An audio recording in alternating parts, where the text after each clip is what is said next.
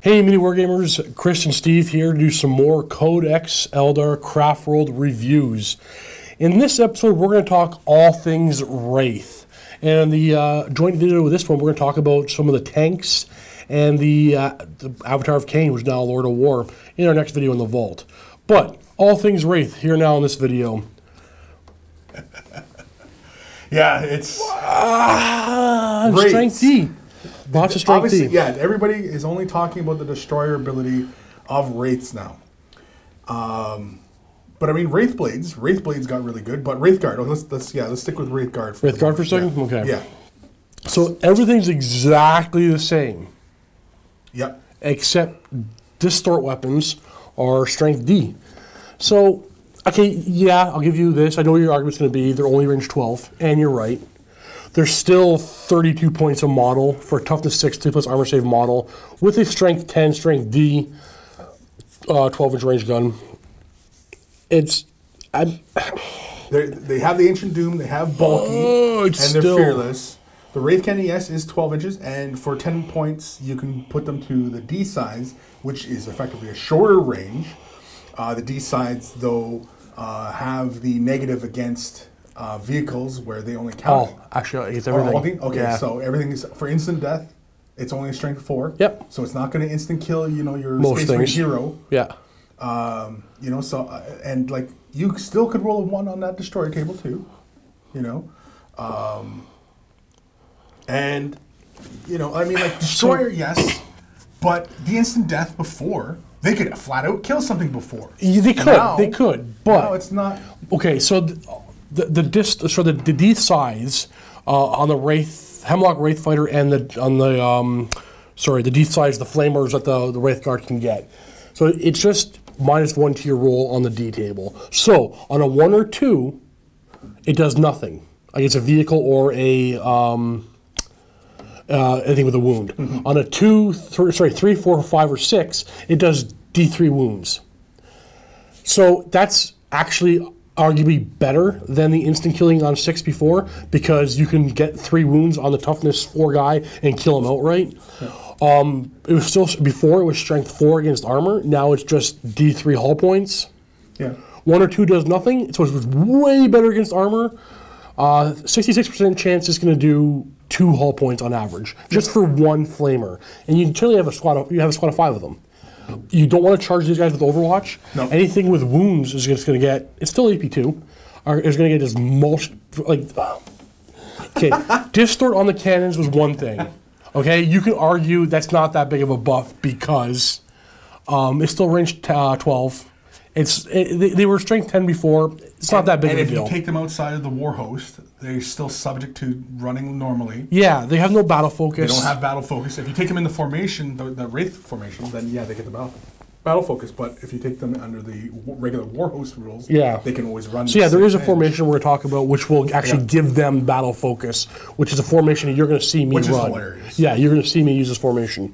But Wraithguard, I mean, like, destroyer over the only buff they got was against other super heavies.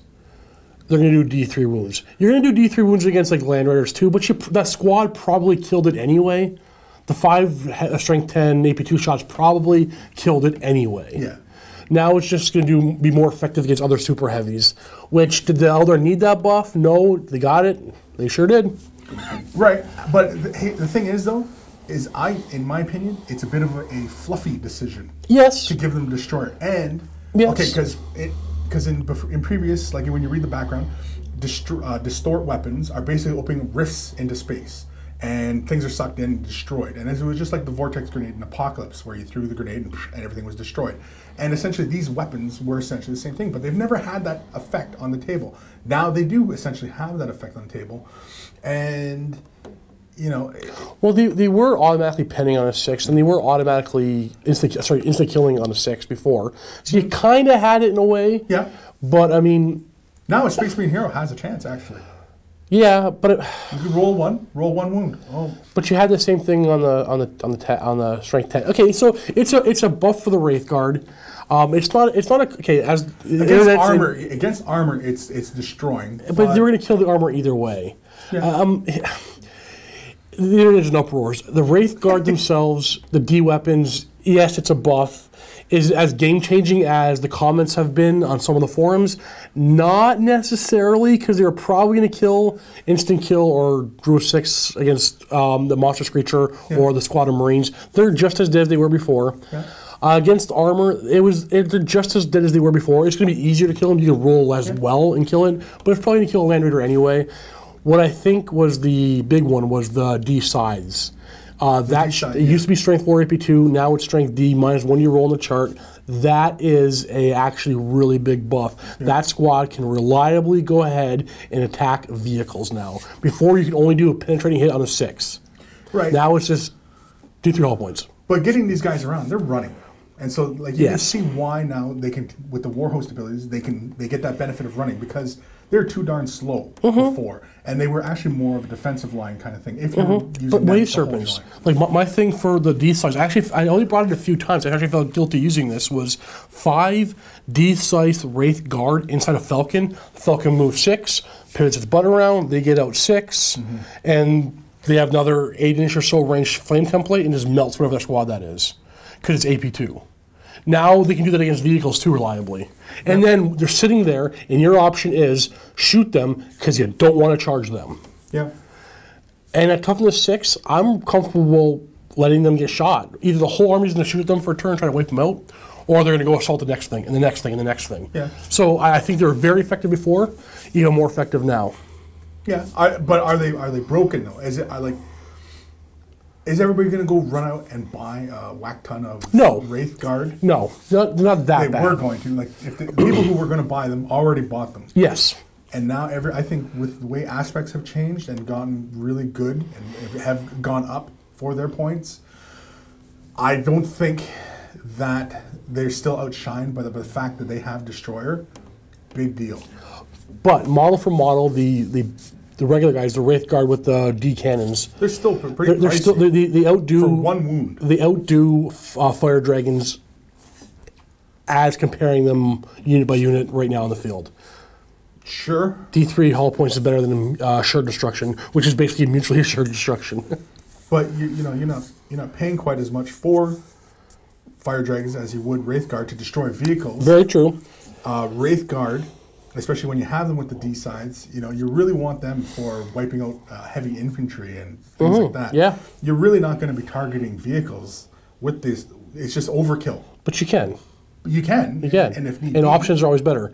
Being able to do something you don't want to do, or necessarily have them in the plan to do. Well, where it becomes really kind of overpowered is a situation where you have a Land Raider and he disengorges his Terminators, and then the Wraithguard come in and D-scythe, kill the Terminators and hit the tank, and everything's hit by Destroyer. And so that's where you're going to see some really kind of interesting circumstances come across where it seems really, really powerful. But then I think most of the time these guys are going to get outranged and they're going to get shot to bits. Yeah, but they have to have some kind of weakness. If they didn't have that weakness, toughness 6 is good, but 1 it's not. And a 3 or better armor save, and there's like, it's they're not super survivable. But I mean, most things are going to wound on a 6. Yeah. Other than anti-tank weaponry, you're going to get wounded on a 6. So that could keep you alive. It does keep you alive pretty well. Mm-hmm. So same point costs, buffs. They're going to be used even more. I think you'll still see Fire Dragons out there. I don't think these guys replace you Fire will, Dragons. In certain regard, but Fire Dragons do have battle focus, and that is a big ability. Yeah, outside of the one formation. The formations. Yeah. So Wraithblades. Wraithblades. Minor buff. Okay, so exactly the same as they were before. But they're cheaper than Wraithguard.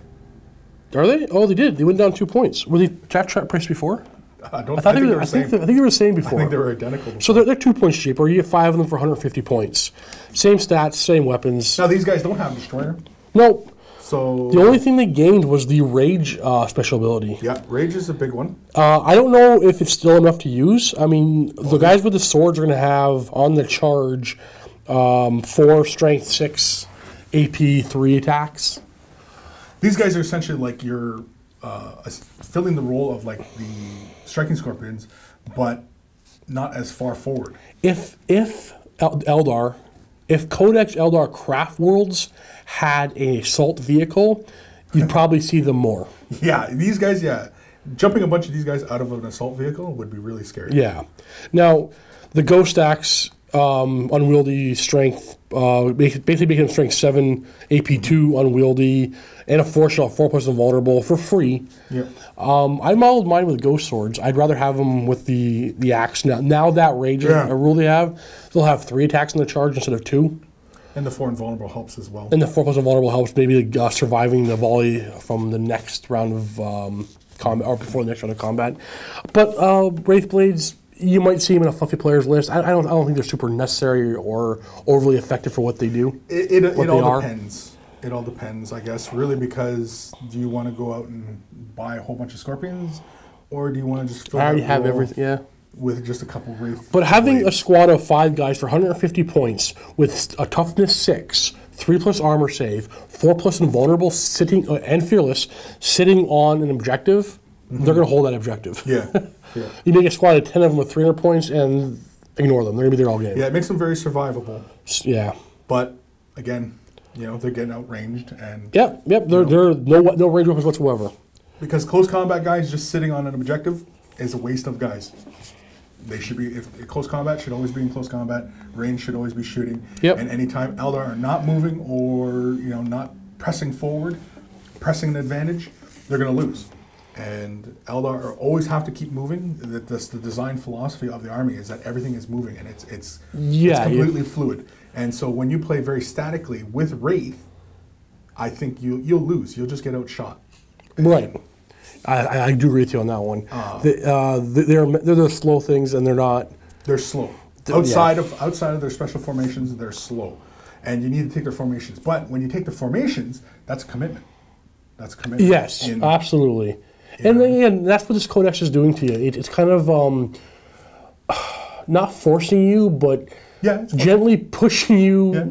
It's forcing you. Yeah, it's forcing you. Okay, fine. Yeah, it's forcing you. You want to play with the formations. Yeah. We're talking about all these units, and it's hard for both of us right now not to talk about their bonuses and interactions they gain within their formations.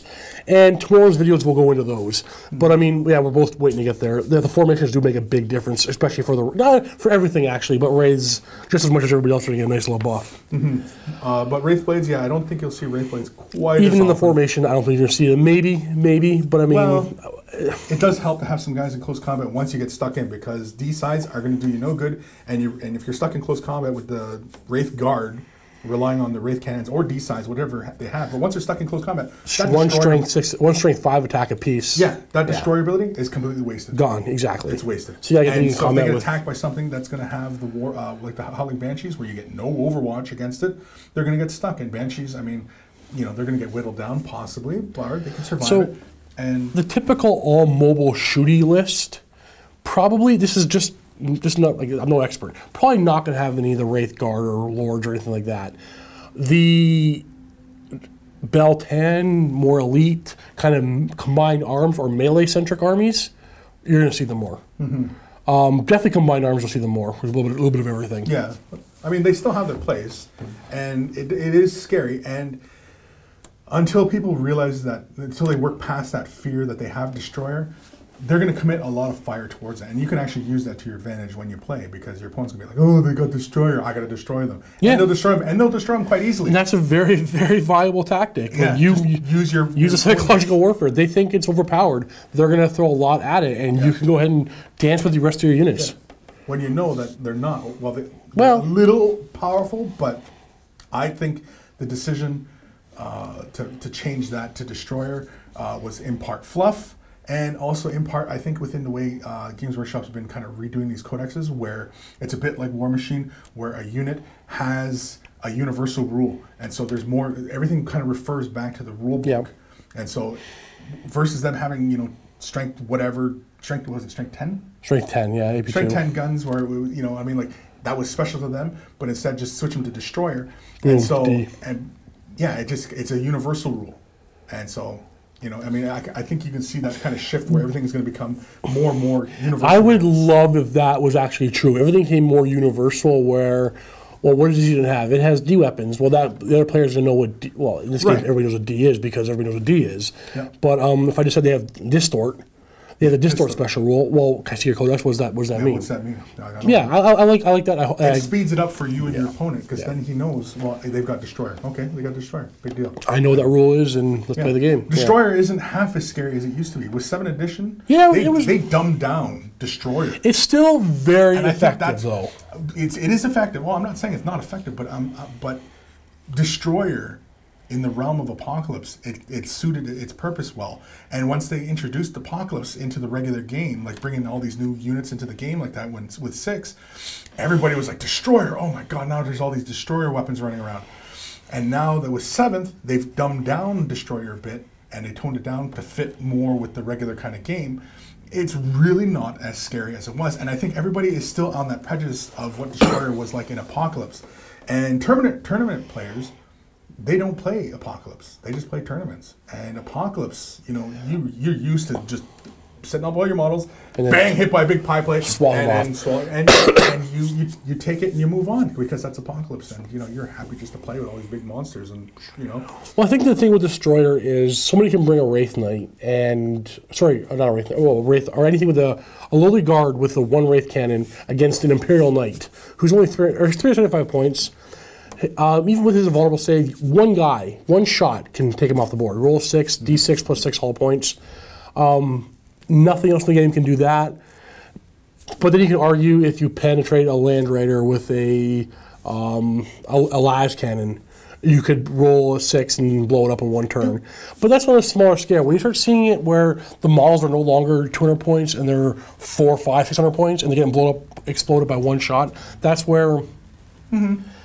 It's taking this and bringing it to a larger scale. Las Cannon, Las Cannon, Land Raider to Destroyer weapon, Imperial Knight. It's the same scale, because the guy who has that Destroyer weapon has a bigger point cost, except for the Wraithguard. And I think that's the thing. Yeah. It's a lowly guy with that D weapon that's generally restricted to Gargantuans and Super Heavies, and a few other things have Destroyer in this book. So we got the Wraith cannons, the D size, the Hemlock Wraith Fighter. Yeah, now this guy, we can talk this guy now? Yeah, let's go right on to the Wraith Fighter. He got 2 heavy D size, so it's basically the small blast. Right, well, his everything about his stats stayed pretty much the same. Yep. He's a vehicle and a flyer. He's still got the 2 heavy D size. He's still got the Mind Shock pod, which still pretty much does the same thing. Actually, no, it's better. Unless there was an FAQ about this I wasn't aware of. It was everybody within 12 was -2 leadership. So it was your own units as well. Now it very specifically says enemy units within 12 are -2 to their leadership. Now, it was possible that was FAQ to be only... I don't remember it being like that, but yeah. Yeah, because I remember reading it as all units within 12, so I never used it. Now, the one big thing that stands out to me is the Psychic Pilot rule for him. Yeah. He's gone up. He's Mastery Level 2 now. He's a Mastery Level 2 now. He's not required to take Terrify. Yeah, he's not limited to He can take Demonology. Terrify was pretty darn good. It was pretty good. But then the whole thing was there was an argument, because he has to pick Terrify, he's not rolling for spells, so he doesn't automatically get Psychic Shriek. Well, now he's a Master Level 2. He can choose Telepathy, Runes of Battle. He can get Runes of Battle. Yeah. Okay, the Primaris for Runes of Battle is Conceal. Yeah. You can give himself Shrouded. Yep. He's going to jank on a 2+. Or he can get rid of Stealth and Shrouded. Or he can get rid of Stealth and Shrouded. But, so Runes of Battle, Telepathy, and Demonology. So for me, he's a level 2. I'm going to roll 1 on Telepathy, 1 on Runes of Battle, and most likely swap them both for Conceal and Psychic Shriek. Yeah. So now you got this thing with a flyer with Strength D Blast, 2 of them, small blasts, -1 to the chart, same as the Flamers. It's not terribly long range though, the heavy D side. Mastery Level 2, he's going to give himself Conceal every turn, so if he jinx, he's not going to get his D shots, but he'll jink in a 2+, and you still have Psychic Shriek. 3d6, minus your opponent's leadership for wounds. If you're within 12 of him, -2 to your leadership. When with Vector Dancer, he's staying on the table. And with Vector Dancer, yeah, he's going to, he'll always be able to get something else. Mm-hmm. And Psychic Shriek doesn't require you to be firing forward like all your other guns. Mm-hmm. So this guy just dances around the table, jinx every turn for a 2+ cover save, and does Psychic Shriek. Now, somebody has to fire at him every turn to make him jink, because if you don't make him jink, he's going to fire some heavy D-size at you. The Hemlock Wraith Fighter, for the same point costs, went from, he's fun, to, let's bring him. Yeah. Because, okay, 2+ cover save, I don't want to make him jink. I'm not going to fire at him, but I got to make him jink so he doesn't fire his D-size at me. I don't know how, I don't know if I'm overthinking it, but this thing seems amazing to me right now. Yeah. No, they want to move some more of him. Yeah. Yeah. And it got better. It got better. Did it need to get better? No. Not really, but not a lot of people. You weren't seeing a lot of them, though. He could have used a points drop and... Yeah, if he was probably a little bit cheaper, yeah, you would have saw more. He was 180, 185 before. Now he's 185 now, but Master Level 2. Master Level 2. That's kind of a big thing. I want Conceal. I want... Vector Dancer. Yeah, and the fact that his psychic powers are not limited now. Yeah. He's got Demonology, he's got Runes of Battle, and he's got Telepathy. Those are all really great abilities. Oh, Psychic Shriek. You stay within a discipline, you get 3 powers. And, you know, I mean, like... I only have one of them. I need more. I think you only need one. Possibly. You only need one because you're going to have him where you need to break the enemy. Do you agree with me on the take 1 for Runes of Battle, 1 for Telepathy? I like that. Take the Conceal and take the Psychic Shriek. Maybe you could roll and see if you get invisibility on Telepathy. Yeah. But if you're playing against Matt, he's in a house rule, you can't use invisibility because it's an overpowered ability. But no, Psychic Shriek with Mind Shock Prods and Conceal. Yeah. All day long. Even Leadership 10s are going to fail all the time because it's on 3d6. On average, you're going to do 2 wounds against Space Marines with no armor save, and that's just your psychic abilities. Let alone the other shooting you can do if you are left alone. Yep. No, I love it. Hemlock Wraith Fighter. 2 very big thumbs up from me. Yeah, I'm definitely going to have to start taking mine now because I have one as well, and I got to finish painting him. But that's another story. That's another video. That's another video. That's another video. All right, let's talk Wraith Lord. Wraith Lord? He's the same. Nothing changed. Yeah, but he's old, reliable. Actually, no, I think he went up in points. No, I think he's the same. Isn't he 120 before he went down? No, because I'm pretty sure I used to be able to take him for like 100. Everything is exactly the same. Oh, no, he stayed at that same points level. Yeah. So it's not that he's bad, because he's toughness 8, which is... No, that's nothing to, like, toughness 8, like, strength 4 can't hurt him. He's got only 3 wounds, 3+ armor save, monster creature, he's a character, he can get the sword for +1 strength. Everything's exactly the same. The problem is, he's not bad, there's better things to take. He's not really worth 120 points, mostly because previously, for 120 points, you buy 2 of them, and that's the price of a Wraithknight. So... Yeah, but you're getting 2 different dudes. No, he gets you're going to see him because he gets forced into a couple of the formations. Yeah. But that's it. Like, he's not, like I say, he's not bad. No, he's good. He's just not as good as other things are. Right, like... He's less goodly. Goodly? Goodly. Goodly. But no, not bad. I think there's nothing to cover here. I think we... No, I mean, he's a solid weapon platform, or he's a solid line blocker. You know, if you just take you give him just flamers and you give him the Ghost Glaive, you've got a guy who can run up and challenge stuff because he is a character. Yep. Gives him +1 strength and Master Crafted. Yeah. So, like, you've got a really solid dude there to block the line, or you can have him hang back, which is kind of a bit of a waste, I suppose, and have him sit back there with like 2, Bright Lances or something like that. Yep. His Bliss skill's all right. Again, I mean, he's a bit of expensive. But if you're going to pay 160 points to give him 2 Bright Lances, why not just take a Falcon or another tank? I don't know. I'm not saying, like, there's just other things you can take to fill his role. I think it's because you're taking the formation, right? I mean, the problem is he's slow and he's on his foot. Now there's a formation which is going to speed him up a lot. Yeah. So that's where you're going to see him. And I'm not going to. It's a bit of a. He is the formation tax, but with the special rules on that formation, I'm okay with it. Warlord, doesn't he? It doesn't have to be. I thought he does.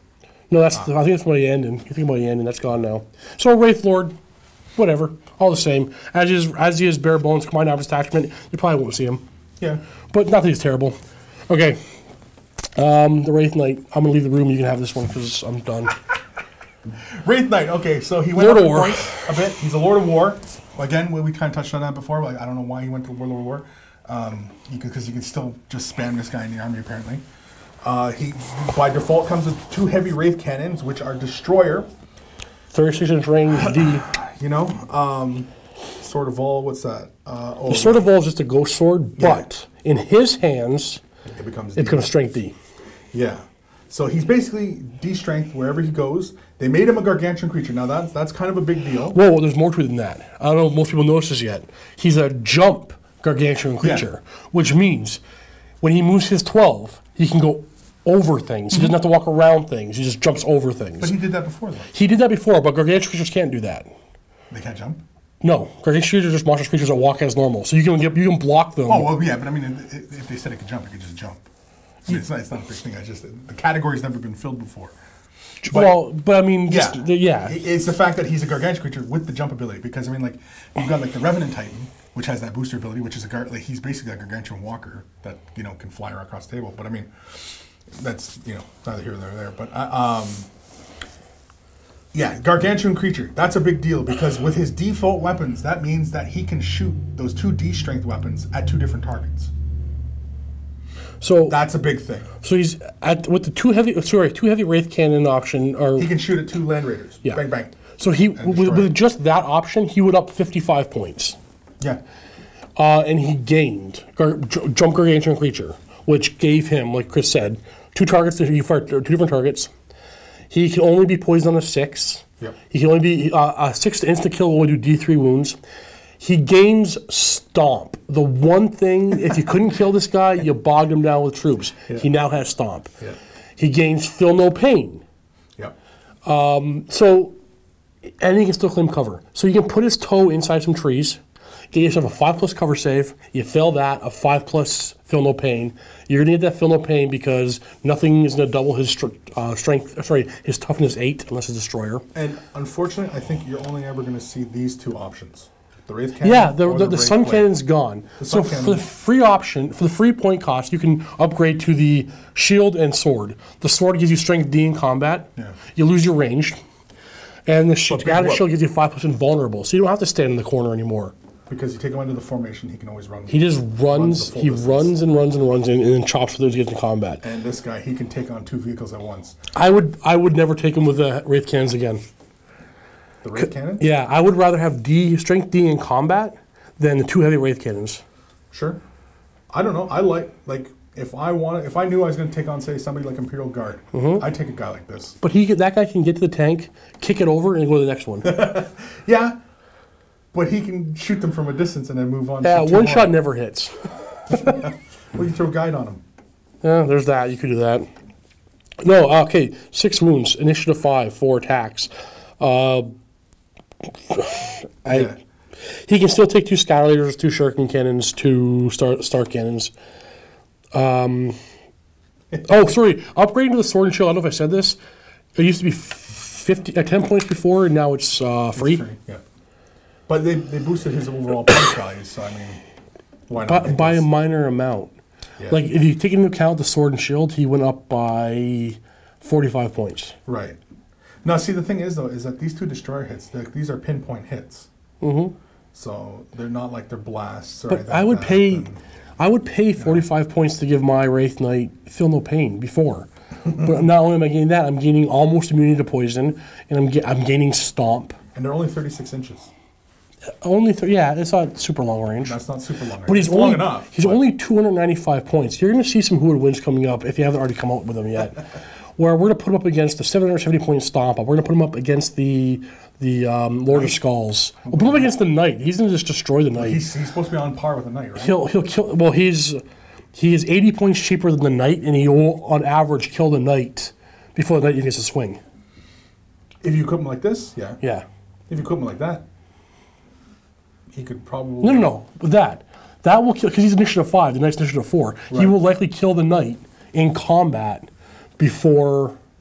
He just needs 1/6 to do it. 1/6 to wound, or on the destroyer table. Yeah. So, but he's got destroyer too. He does, but he's an attack first. We're saying you guys can't. Oh, sorry, yeah. There's a Knight right behind the camera. There's Knights. There's all sorts of Knights. No, him right there. The guy from Ohio. Yeah, the guy from Ohio. Chris. That guy. Yeah. You saw him. I know. You know what I mean. Yeah, no, there's some. All right, there's the Wraithknight. Is it that bad? Yeah. Is it going to break the game? Yeah. I don't think he's... Can we do anything about it? I don't think he's going to break any more than he already broke the game. But see, that right there is the actual problem. There was a problem in the game, and instead of fixing it, they're like, "Ha, we're going to make it worse." Yeah. Yeah, exactly. That's how you fix the problem. But you just run that truck right off the road. Now Eldar's got something on par with. If the steering goes, it's no point steering now. It's let the car go wherever it's going to go. So, one Wraithknight against Lord of Skulls for 888 points. The Wraithknight could potentially beat him first. Yeah. But 2 Wraithknights are still cheaper than Lord of Skulls, and they're going to win. Yeah. Whatever. We'll see what happens in the field. We might not be seeing them in regular games anymore. No. Because you gotta be like, no. Is it gonna be friendly? I don't know. I mean, he is a Lord of War. He's Lord of War. He's a Lord of War. He's a Lord of War. You know, nobody really kind of spams. I mean, you can really kind of spam these guys now with all the formations. Oh, you totally can. Totally can. But I mean, that's expensive. And taking a whole bunch of these guys in a game, you're going to get outmaneuvered. But they still move 12. Yeah, they still move 12, but I mean, still, like, they just got to get tied up, wear down. I mean, 6 wounds. You're right. The thing's not invincible. It's not invincible. But with this invulnerable for 295 points, he is worth at least another 100 points, maybe more. I think the only reason why he's this cheap is he's only 6 wounds. So any other of those super heavies we were talking about with destroyer weapons, which all of them do in combat, a 6 to wound will instant kill this guy because it's D6 plus 6, right? He only has 6 wounds. He's easier to one shot than everything else, but he could be worth another 100 points right now as is. Yeah. Maybe 200 points more if you gave him a couple more wounds. You give him 8 wounds and he's worth 200 points more easily. 2 wounds is worth. It does really depend on the matchups. But you know, everybody always thinks of these things in all-comer kind of lists. But when you play, you know, a friendly one-on-one kind of game, and you say, "I'm going to take my Wraithknight," and so your buddy plans to take to compensate against that, he's probably going to effectively deal with it and destroy. How do you effectively deal with it? I don't know. Depends on what. Like if I'm playing my Eldar. Yep. Bladestorm. I'm going to just Bladestorm him to death. Yeah, but he'll still have his invulnerable save, and then not this guy. Okay, he'll be in terrain if he's shooting. Yeah, but he's not going to be shooting me. And my army, I'm going to stay out of range. So you have to roll your 6 to wound, and then he has to have 2 saves. And that's the thing. Bladestorm was as effective as killing him before. It's less effective than killing him now, and he was hard to kill before. He was overpowered before, and now he has feel no pain. So what you did to deal with this guy before, is even harder now. Now, poison was the answer. You didn't get feel no pain against AP2. No, yes, you do. Oh, do you? Yeah, it has to. Yeah, no, you'll definitely do. So yeah, he'll have either a cover save and feel no pain, or have his invulnerable save and feel no pain. Yeah. Poison going to 1/6. Only a 5/6. It's not nothing. No, it's not nothing. I'm saying like he's not he can die. He's not immortal. No. But it was hard before. It's going to be harder now. That's all. It's a bit harder, yeah. All right, I don't know what I want to talk about this Wraithknight. Why? So much fun. So much fun. I don't think I've never had to go up against one either. Well, no, I guess Clarence once, but I mean, I never like. Did it walk all over you? No. I Bladestorm took it down. Yeah. Well, there you go. So like, I see again, like because he's got destroyer, big whoop. Well, the big tactic before was let the Wraithknight run up front, let him scare your opponent, let him absorb all the fire while your Wave Serpents. And that's what he still is. He's still that. He's the magnet for your. And because now he's got destroyer again, we were talking about the. People are going to go after him like crazy. He's going to go after him like crazy, and you know you use the prejudice of your enemy against him, and that's how you will succeed using Eldar trickery. And it's I guess it's a viable tactic. All right, we're going to go to the vault and talk about some of the tanks and the other Lord of War, the Avatar of Cain. If you're not already a Vault member, click the link below and get yourself a 7-day free trial and watch that video. The rest of these Eldar review videos and the more to come, they'll be on tomorrow, I believe, or the next day. I'm not sure if these are coming out every day or every other day, or we should just constantly just roll them 24/7. Just yeah. All right, guys. Happy wargaming.